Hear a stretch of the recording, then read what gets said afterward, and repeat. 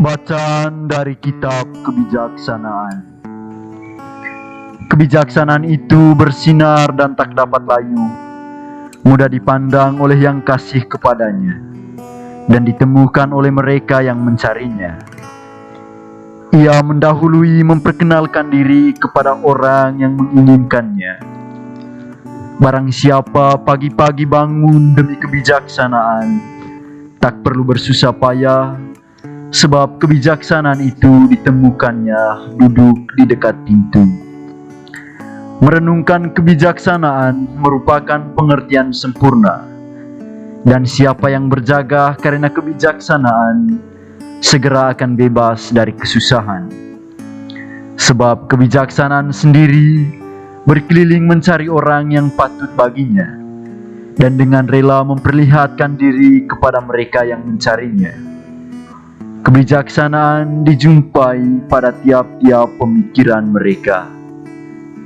Demikianlah sabda Tuhan. Syukur kepada Allah.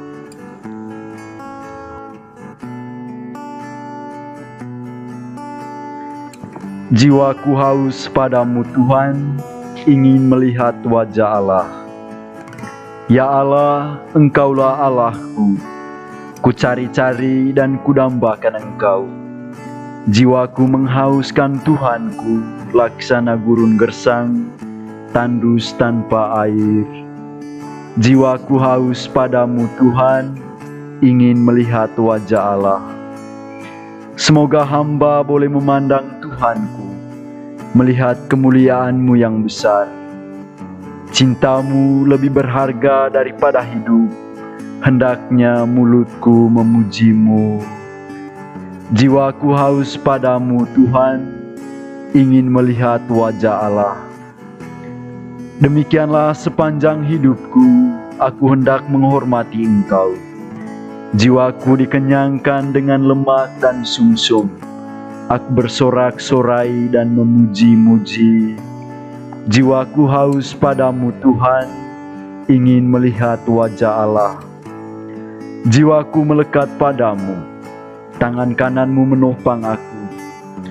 Sungguh Engkau meluluh yang menolongku, dan di bawah sayapmu sentosalah aku. Jiwaku haus padamu Tuhan, ingin melihat wajah Allah.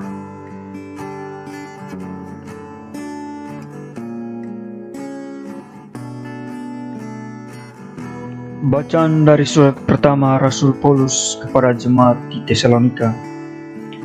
Saudara-saudara, kami ingin agar kamu mengetahui tentang orang-orang yang sudah meninggal, supaya kamu jangan berduka cita seperti orang-orang lain yang tidak mempunyai pengharapan. Karena kalau kita percaya bahwa Yesus telah mati dan telah bangkit, maka kita percaya juga bahwa mereka yang telah meninggal dalam Yesus akan dikumpulkan Allah bersama dengan Yesus. Demikianlah sabda Tuhan. Syukur kepada Allah.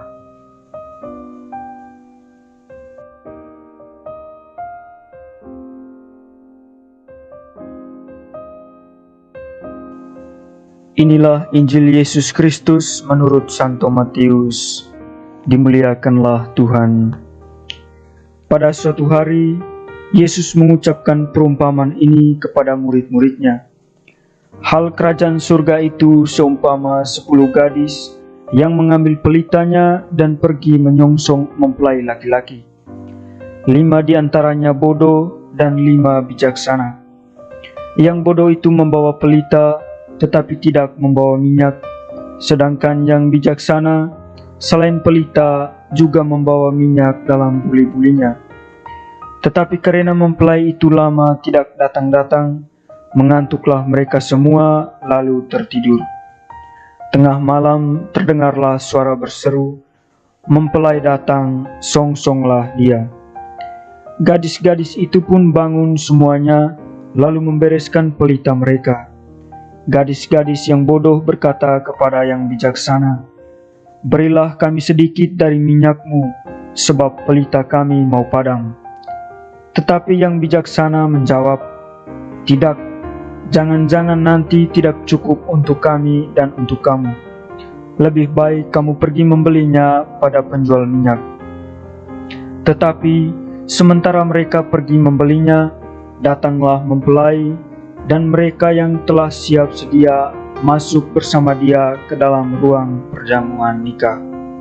Lalu pintu ditutup.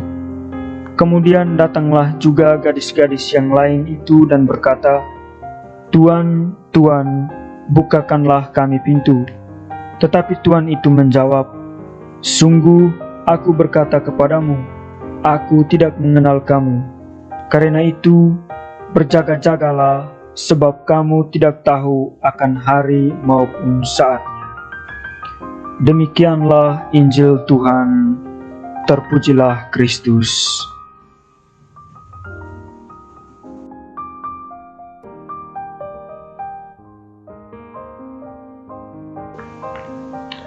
Saudara-saudari yang terkasih dalam Kristus, dalam bacaan Injil hari ini, Matius bab 25 ayat 1 sampai 13, Yesus memberikan suatu perumpamaan tentang kerajaan surga. Dengan perumpamaan 10 gadis yang membawa pelita, 5 diantaranya bijaksana dan 5 lagi yang bodoh. 5 gadis yang bijaksana membawa pelita dengan minyak supaya berjaga-jaga. Jangan sampai di tengah jalan mereka kehabisan minyak. Oleh karena itu, mereka mempersiapkannya lebih awal. Lain halnya dengan 5 gadis yang bodoh.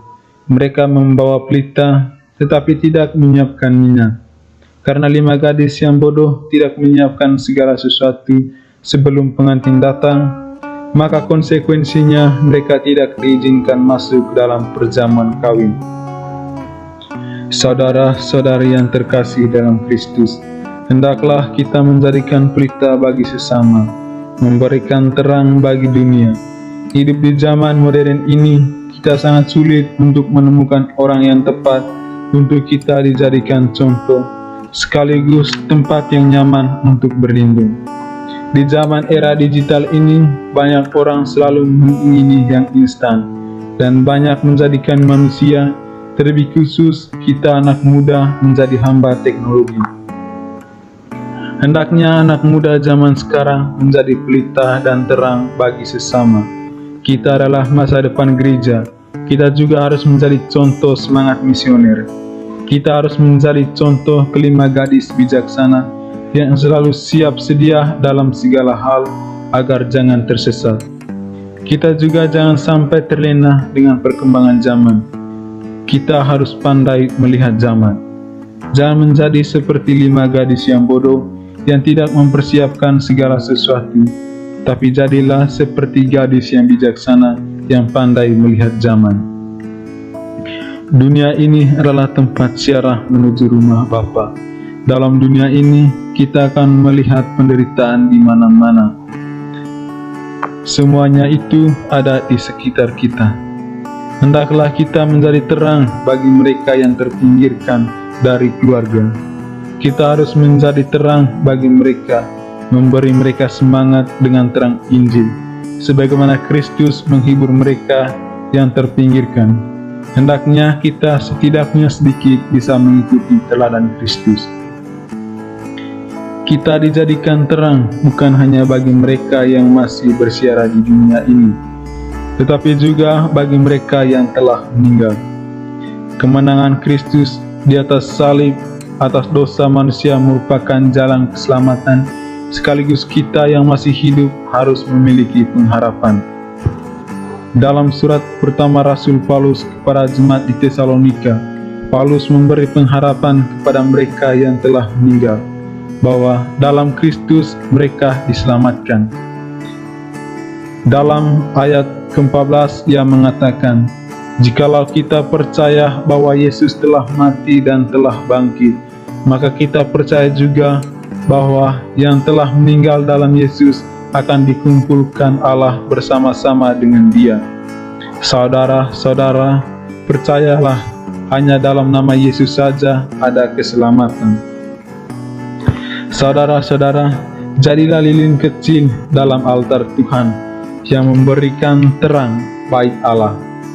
kita tempatkan lilin-lilin kecil itu dalam lubuk hati yang paling dalam. Sebab dalam hati yang paling dalam itu tempat Allah bersembayam. Sama seperti Paulus mengatakan, tubuh adalah bait Allah yang kudus.